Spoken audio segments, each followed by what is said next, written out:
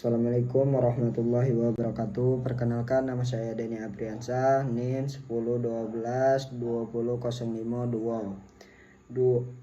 Saya akan mengerjakan tugas dari mata pelajaran Hukum Ekonomi Syariah dari dosen pengampu Pak Jalaluddin SHMH. Saya akan menjelaskan tentang hukum ekonomi syariah itu, hukum ekonomi syariah. Ekonomi syariah itu juga dikenal sebagai hukum muamalah. Tujuan utama untuk hukum ekonomi syariah adalah untuk mencapai sistem ekonomi. Syariah adalah ekonomi yang adil, sejahtera, dan berkelanjutan bagi semua orang. Sistem ini didasarkan pada prinsip-prinsip keadilan, kemanfaatan, dan kemaslahatan umum. Itu beberapa prinsip dasar hukum ekonomi syariah itu larangan riba, penekanan pada akad, prinsip bagi hasil, larangan wahar, larangan maksyir. Itu larangan riba adalah pengambilan keuntungan yang tidak adil dan pemimpinan uang. Dalam Islam, riba diharamkan karena dianggap merugikan peminjaman. Penekanan pada akad itu adalah perjanjian yang meningkatkan dua pihak atau lebih dalam hukum ekonomi syariah.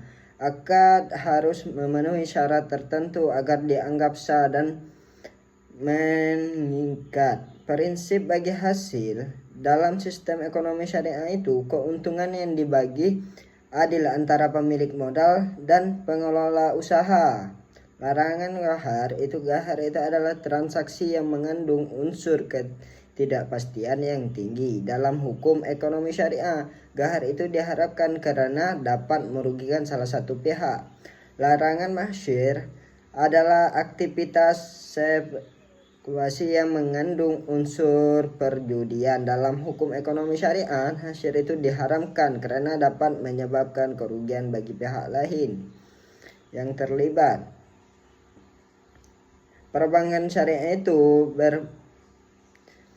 menawarkan penduduk dan layanan keuangan yang sesuai dengan prinsip-prinsip syariah seperti tabungan syariah, pembimbingan syariah, dan asuransi syariah. Pasar modal syariah itu menyediakan pelopor untuk menjadi beli efek syariah seperti suku dan saham syariah. Zakat. Dalam hukum ekonomi syariah itu dibahas juga tentang zakat, wakaf. Zakat itu adalah kewajiban bagi umat Islam yang untuk memberikan sebagai hartanya kepada orang-orang yang berhak. Wakaf itu manfaatnya adalah mendekatkan amal jariah yang padahalnya terus mengalir bagi pemberi wakaf meskipun ia telah meninggalkan dunia. Catatannya itu penjelasan ini hanya meringkas sebagian pemahaman yang lebih saya ketahui.